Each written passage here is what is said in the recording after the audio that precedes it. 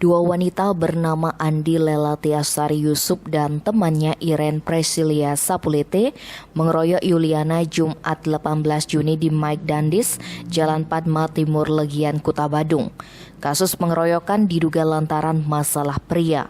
Sumber di kepolisian menyebutkan pelaku Andi Lelati tak terima pacarnya diajak kencan oleh korban. Kemudian terjadi adu mulut dan berujung kekerasan. Kronologinya bermula saat korban hendak pulang dari tempat kejadian perkara, namun bertemu kedua pelaku. Pelaku Andi berbicara menyinggung perasaan korban hingga membuat korban emosi. Korban mengambil segelas bir lalu menyiram pelaku Andi. Andi pun langsung naik pitam. Wanita asal Bekasi ini menjambak korban dan menghantam kepala korban dengan botol bir kecil. Beberapa orang yang melihat kejadian tersebut berusaha melerai. Setelah berhasil lepas, Yuliana malah bertemu dengan teman Andi bernama Iren.